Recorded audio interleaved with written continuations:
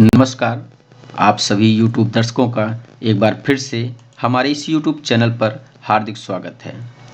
प्यारे विद्यार्थियों, जैसा आपको पता है, हम आपके साथ लगातार CBSE बोर्ड की यह जो टर्म 2 की परीक्षा है, टर्म 2 की परीक्षा से संबंधित पुनराभ्यास कार्य के लिए लगातार वीडियोज ला रहे हैं। इस श्रृंखला में मैंने अभी तक पहला जो लेसन था लखनवी अंदाज, उस लेसन को मैंने कंप्लीट कर लिया है। अगर अभी तक आपने उस वीडियो को नहीं देखा है तो हमारे चैनल को सब्सक्राइब करके आप उससे रिलेटेड वीडियो देख सकते हैं। हमारा यह जो पुनराभ्यास का कार्य है उसके अंतर्गत हम CBSE बोर्ड टर्म 2 की परीक्षा का जो सिलेबस है, उस सिलेबस का जो दूसरा अध्याय है मानवीय करुणा की दिव्य चमक, हम उस लेसन को लेकर के चर्चा शुरू कर चुके हैं। हमने पहले वीडियो में इस लेसन के लेखक सर्वेश्वर दयाल सक्सेना का जीवन परिचय एवं उनका कृतित्व देखा था। तो अगर आपने उस वीडियो को भी नहीं देखा है तो चैनल को सब्सक्राइब करके आप उस वीडियो को भी देख सकते हैं।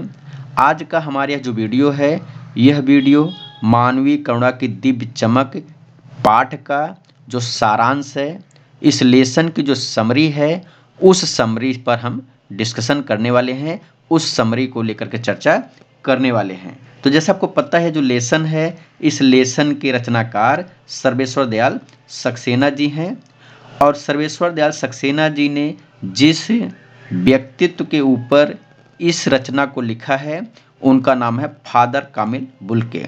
ये जो फादर कामिल बुल्के हैं, जो कि यूरोप के एक देश बेल्जियम के निवासी थे, लेकिन वे भारत में आकर के एक लंबा जीवन व्यतीत किया और उनका जो अंतिम समय है, वह अंतिम समय भी भारत में ही बीता।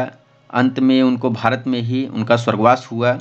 तो यह जो लेसन है, यह लेसन सर्वेश्वर दयाल सक्सेना द्वारा लिखा गया है। और यह लेसन के जो मेन कथ्य हैं, जो मेन नायक हैं, जो मेन विषय वस्तु है, वह फादर कामिल बुल्के का व्यक्तित्व है। तो आइए इस लेसन की शुरुआत करते हैं और इसके अंतर्गत इसका जो सारांश है उसे देखने का प्रयास करते हैं। तो प्रस्तुत पाठ में लेखक ने फादर बुल्के के जीवन का चित्रांकन किया है। फादर बुल्के का जन्म बेल्जियम के रैम्स चैपल में हुआ था। वे इंजीनियरिंग की पढ़ाई छोड़ने के बाद पादरी बनने की विधिवत शिक्षा ली। भारतीय संस्कृति के प्रभाव में आकर भारत आ गए।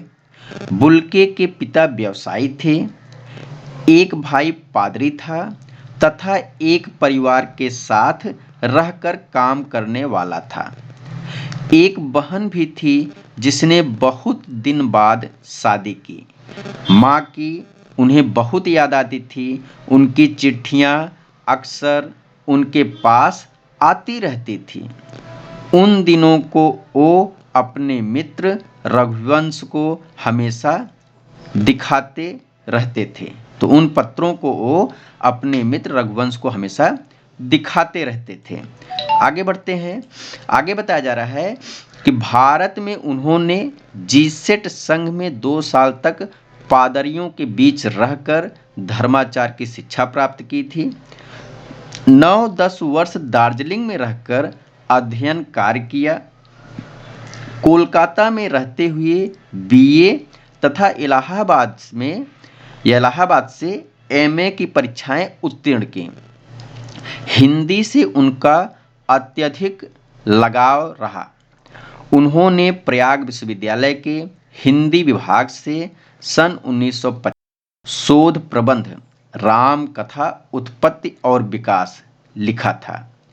रांची में सेंट जेवियर्स कॉलेज के हिंदी तथा संस्कृत विभाग के विभागाध्यक्ष के रूप में उन्होंने काम किया। बुल्के ने मातरलिंक के प्रसिद्ध नाटक ब्लू बर्ड का रूपांतरण किया है, जो रूपांतर किया है नील पक्षी के नाम से किया है। बाइबिल का हिंदी अनुवाद किया तथा एक हिंदी अंग्रेजी कोश भी तैयार किया।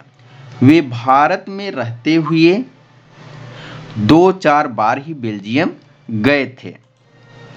आगे बताया जा रहा है कि लेखक का परिचय बुल्के से इलाहाबाद में हुआ था। लेखक का जो परिचय है फादर बुल्के से जो हुआ था इलाहाबाद में हुआ था, जो कि दिल्ली आने पर भी बना रहा। लेखक उनके महान व्यक्तित्व से बहुत प्रभावित थे, जिससे उनके पारिवारिक संबंध बन गए। वे एक बार रिश्ता बनाते तो तोड़ते नहीं। उनकी चिंता हिंदी को राष्ट्रभाषा के रूप में देखने की थी। वे हिंदी भाषियों को ही हिंदी की उपेक्षा करने पर झुंझलाते और दुखी हो जाते। लेखक के पत्नी और बेटे की मृत्यु पर बुल्के द्वारा सांत्वना देती हुई पंक्ति ने लेखक को अनोखी शांति प्रदान की। आगे बताया जा रहा है कि फादर बुल्के की मृत्यु दिल्ली में जहराबाद से पीड़ित होकर हुई थी। जहराबाद गैंग्रीन एक रोग है जिसमें फोड़ा हो जाता है। तो यह जो रोग है ये बहुत कष्टदायी होता है। तो फादर बुल्के की जो मृत्यु है, फादर बुल्के की मृत्यु दिल्ली में हुई थी और किसकी वजह से हुई थी? जहराबाद अर्थात गैंग्रीन की वजह से।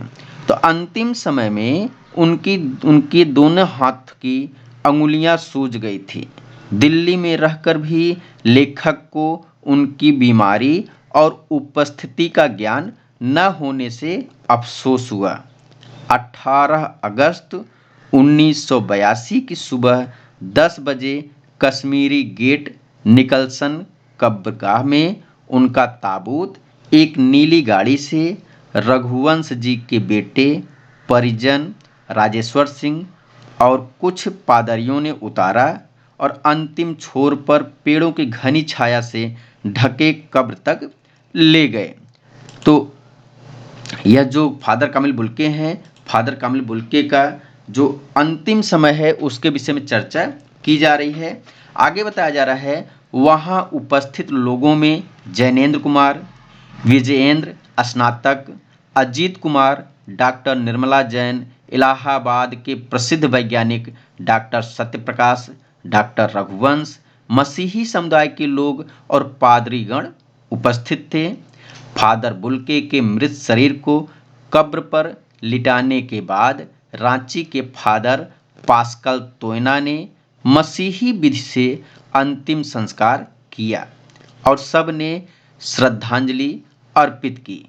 लेखक के अनुसार फादर ने सभी को जीवन भर अमृत पिलाया, फिर भी ईश्वर ने उन्हें जहरबाद द्वारा मृत्यु देकर अन्याय किया।